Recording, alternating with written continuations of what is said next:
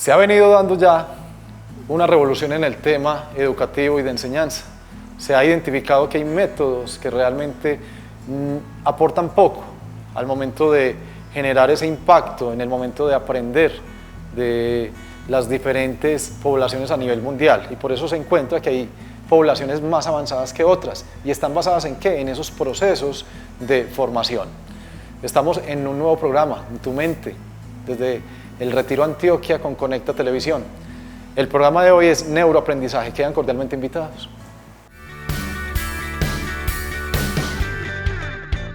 Dentro del tema de aprendizaje innovador, hay que tener muy presente cómo es que funciona la información en nuestra mente, cómo se almacena de una manera agradable y cómo, gracias a esa satisfacción que genera en nosotros, podemos recordarla de una manera más placentera. Tengamos en cuenta entonces que nuestro cerebro está formado y está complementado por unos elementos que se conocen como neuronas. Un cerebro sano puede contener 100 billones de neuronas, o sea, una gran cantidad. Lo que hacen estas neuronas es que almacenan la información que percibimos por los canales de percepción o por nuestros sentidos: visual, auditivo, sensorial, olfato, gusto y tacto. Toda esa información se va acumulando en nuestra mente y, acorde a los marcos mentales o a la cultura o a lo que hemos ido aprendiendo desde niños, es que nosotros nos vamos a desarrollar lo que cada uno denomina como su propia realidad. Basados en esto, entonces, identificamos que la información queda mejor guardada en nuestra mente cuando llega o es enviada por los sentidos, por los canales de percepción. Se aprende más cuando se emplean estos canales de percepción al mismo tiempo. Cuando nosotros podemos almacenar la información en nuestras neuronas, las neuronas se van llenando una a una de información. Luego de que una neurona se llena de información, se vincula con otra y van formando entre ellas una red neuronal, un caminito. Esa red neuronal es lo que denominamos también como recuerdos. Y cuando empezamos a recordar algo, lo que realmente está sucediendo a nivel neuronal es que empezamos a recorrer la información que está guardada en cada una de las neuronas que conforma esa red neuronal o ese surco neuronal, lo cual conlleva a que recordemos en detalle, acorde a cómo guardamos la información, esos recuerdos. Vamos entonces a analizar lo siguiente. Podemos encontrar que hay niños y niñas que aprenden desde muy temprana edad a leer y a escribir, y lo hacen muy bien. Pero también se ha identificado que si el método educativo o el proceso por el cual ese niño o esa niña aprendió a leer y a escribir no fue muy grato, es posible que se irrite un área de nuestro cerebro que se conoce como el área de Broca. Broca, como la que empleamos para hacer huecos.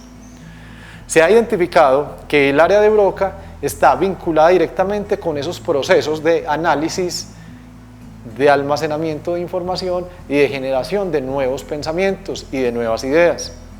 Entonces, no es de extrañar que de pronto un niño o una niña que aprendió a leer y a escribir desde muy temprana edad, a medida de que se va convirtiendo en un adulto, empieza a eliminar o empieza a descartar el leer, o quizás puede hasta somatizarlo.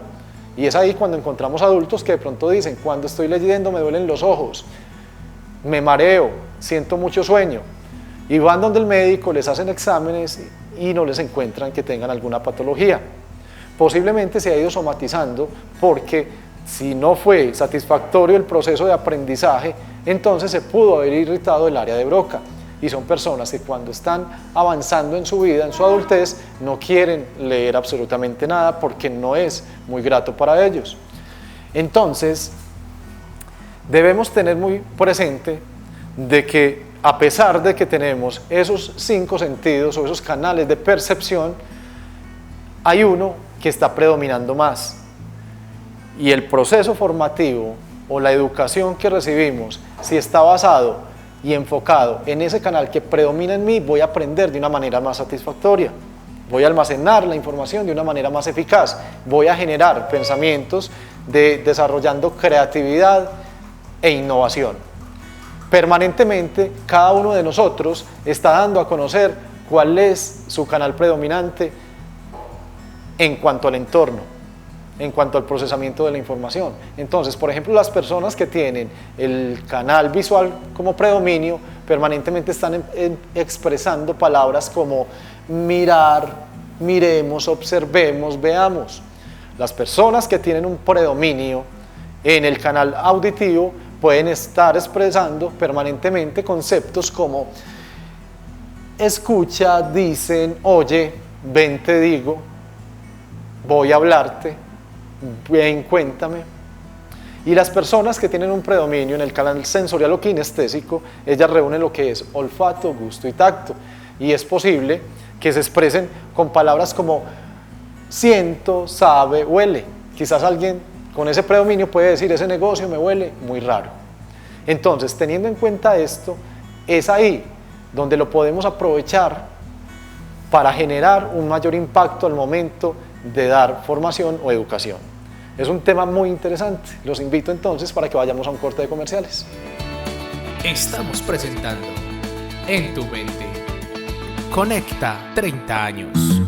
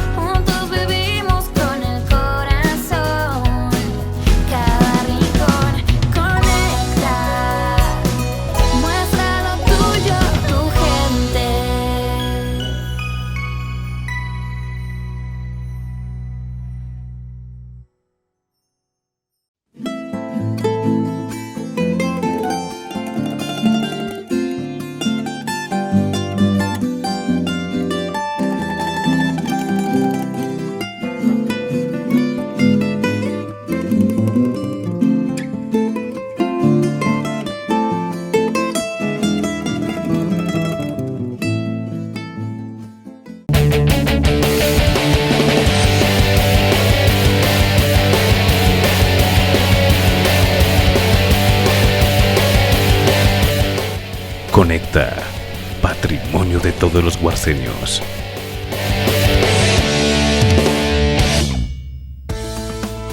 Regresamos con En tu mente. Conecta 30 años. El predominio de esos canales de percepción se conoce como sintaxis mental. Cada uno de nosotros tiene un predominio de canal que en cierto momento se emplea para procesar mucho mejor y almacenar mucho mejor la información que recibimos del entorno. Entonces, si retomamos en el caso de la formación, existe un profesor que tiene una tendencia o un predominio de canal visual, es un profesor que permanentemente va a estar escribiendo en el tablero todo lo que quiere que los niños aprendan. Y él cree o piensa que los estudiantes que están en su grupo tienen ese predominio. Pero resulta que dentro del grupo vamos a encontrar de todo. Personas o niños con predominio auditivo, predominio visual y predominio sensorial. Pero como se da un desconocimiento desde esta parte, el profesor continúa no solamente escribiendo la información, dándola por el canal visual, sino que también emplea la terminología de miremos, veamos, ¿sí? Observemos. Es posible que de pronto un niño que que tenga un predominio auditivo es un niño que no va a mirar permanentemente el tablero. Y si el profesor identifica que este niño no está mirando lo que él está graficando, va a pensar que ese niño no va a aprender, no está aprendiendo, no está poniendo atención. En ciertos casos, a estos niños los ubican en la parte de adelante del grupo para que visualicen la información que el profesor está transmitiendo. Pero cuando obligas a una persona que tiene un predominio auditivo a que mire cierto lugar, se genera un bloqueo en su canal de predominio y por ende va a conllevar a que no pueda almacenar ni procesar la información de la manera adecuada. Posiblemente ese niño puede que no gane la materia o la asignatura y el profesor, basado en lo que está percibiendo, puede escribir un informe donde reporta de que ese niño es un niño disperso, que se la pasa mirando hacia otros lugares, hacia el techo, hacia el piso, y que no mira con frecuencia hacia el tablero, que por ser un niño disperso, de pronto es porque tiene una patología a un déficit de atención. O sea, puede conllevar a que la persona crea y vaya más allá de lo que puede estar sucediendo y es simplemente desconocimiento de un canal de percepción. Luego este informe va a llegar a los padres de familia y en ciertos casos debemos reconocer de que hay padres de familia que no saben manejar esta situación y empiezan a atropellar al niño primero, sacándole en cara lo que le dan y le pueden decir: te damos el alimento, te damos el techo, te damos la ropa, lo único que tú tienes que hacer es estudiar, y lo hacemos sentir mal. Segundo, empezamos a compararlos con los niños del entorno y ahí es cuando le dicen: el hijo de los vecinos está contigo y él sí aprende, él sí estudia, él sí gana, y empiezan a compararlo con todos los que tienen cercanos. Y tercero es el factor de pronto donde ya se incluye lo que es una terminología inadecuada y ahí es cuando de pronto empiezan a decirle los padres a sus hijos: eres un tonto, eres un estúpido, no aprendes fácil, eres cabeciduro. Y de pronto esto lo van a reforzar ya con un acto de violencia. Le pueden dar un golpe o llegar a un caso extremo de impactarlo con algún objeto. Conlleva esto entonces a que ese niño o esa niña empiece a generar un diálogo interno y puede sacar deducciones como la siguiente: si mi padre y mi madre, que son los que me cuidan, me están diciendo de que soy un tonto, de que soy cabeciduro, de que no aprendo fácil, ellos deben tener la razón. Y es ahí cuando ese niño o esa niña empieza en ese diálogo interno a decirse que no es bueno para estudiar, que no es bueno para aprender. Y cuando está con sus compañeritos o compañeritas, es posible que diga: yo no soy bueno para las matemáticas, yo no soy bueno para el inglés. Y a medida que tú te vas repitiendo esa información y te la estás escuchando, se va convirtiendo en una orden para tu mente inconsciente, que recuerden, equivale al 95% de nuestra mente. Y ese niño va a finalizar siendo un adulto que se va a sentir inconforme consigo mismo y todo tuvo un origen simplemente de desconocimiento. Entonces, dentro de esas nuevas metodologías de aprendizaje, se está recomendando a los formadores que empleen un vocabulario que cobije todos esos canales de percepción, que no solamente les mostremos a los niños, sino que también los motivemos por el medio auditivo y sensorial, para que todos aprendamos haciendo, para que sea de una manera más gratificante, almacenemos mejor la información y empecemos a desarrollar lo que se conoce como creatividad. Es muy importante entonces que los niños vean, escuchen y sientan cada tema que se está trabajando, sin importar si son matemáticas, si son inglés. Lo importante es que haya creatividad en esos espacios de aprendizaje. Existen diferentes técnicas que se pueden emplear para que podamos aprender de una manera más satisfactoria. Y se ha detectado y se está empleando mucho con los niños, con los jóvenes y con los adultos una técnica que se conoce como la técnica de la naranja o de la mandarina. Y es simplemente decirle al niño que se imagine que se pone una mandarina en su cabeza, que la sienta ahí, que perciba que está ahí y que el contacto de esa mandarina va a conllevar a que su mente y su cerebro puedan almacenar mucho mejor y de una manera más satisfactoria la información que él está estudiando. Es una técnica que se viene empleando desde hace muchos años y que ha tenido un gran impacto, como les digo, no solamente en los niños, sino también en los jóvenes y en los adultos. Y es una técnica donde tú simplemente imaginando que tienes esa mandarina, la llevas a tu cabeza, la ubicas ahí, la percibes ahí, tomas un momento y empiezas a estudiar lo que tú quieres aprender. Es una técnica maravillosa.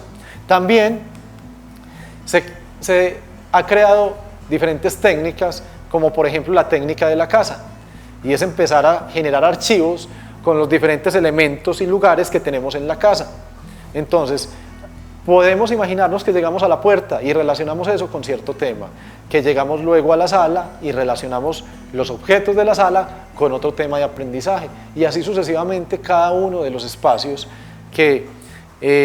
los espacios y los objetos que están en nuestra casa se van convirtiendo en archivos que nos van a recordar la información que nosotros queremos procesar. Es una técnica maravillosa y es una técnica que ha venido impactando y ayudando sobre todo a las personas que participan en olimpiadas de memorización. Los invito entonces para que veamos un video también muy interesante sobre este tema.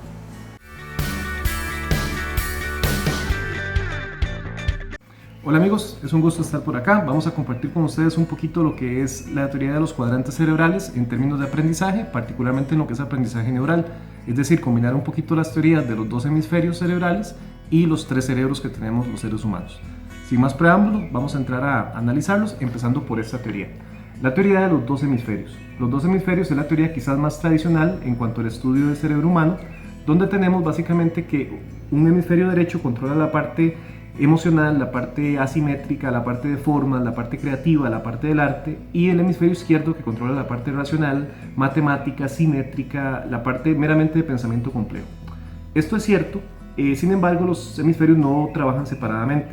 En el centro tenemos una línea divisoria que se conoce como cuerpo calloso. El cuerpo calloso básicamente genera la mediación entre un hemisferio y el otro, lo cual hace que podamos utilizar tanto emociones como razón a la vez y que podamos pensar de manera un poco más compleja.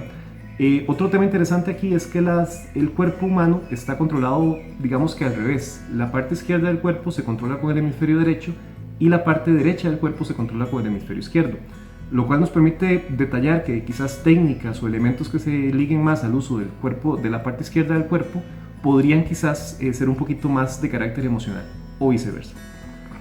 Esto es cierto.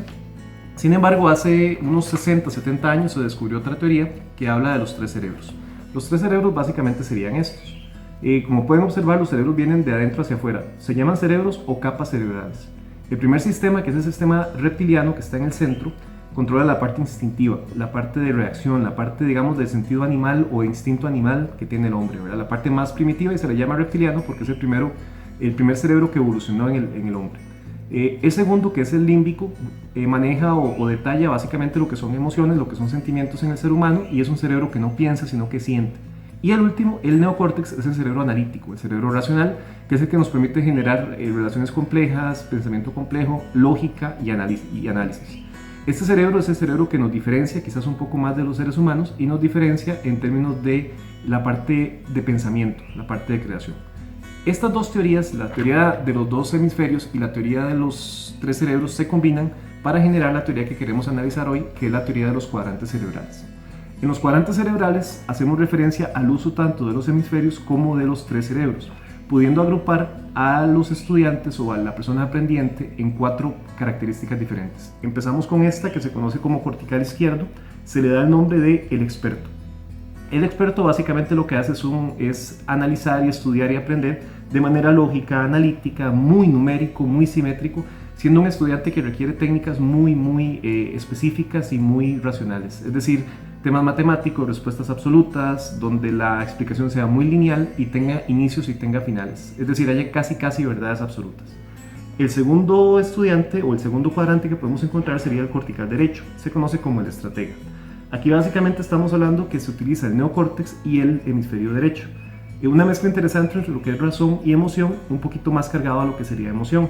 Claramente pueden ver que hay una cuestión holística, intuitiva, donde la persona o el estudiante necesita generar su propio conocimiento a manera constructiva. No necesariamente solamente el constructivismo puede ser aplicado en este estudiante, pero es quizás el que más reacciona a este tipo de técnicas.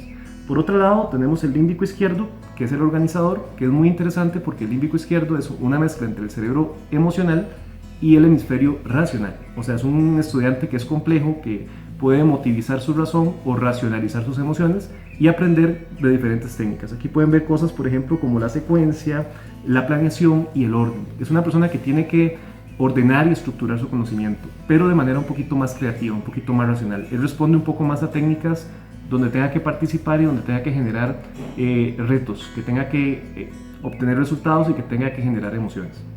Y por último, el más emocional de todos, el límbico derecho, que se conoce como el comunicador. Es una persona que se enfoca más en la emoción, en la parte estética, en la parte de inspiración, y es una mezcla entre el cerebro emocional y el hemisferio emocional.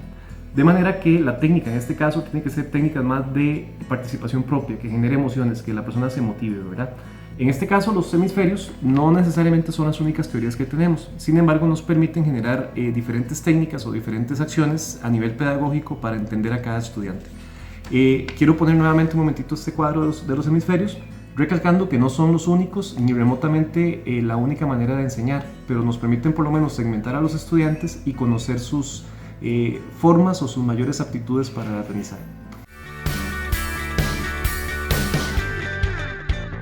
Un tema muy interesante, el de las dimensiones de nuestro cerebro, cómo procesamos y cómo, acorde a luego de identificar cuál es nuestro predominio o dominancia cerebral, cómo impacta esa información en nosotros y cómo podemos aprender mejor.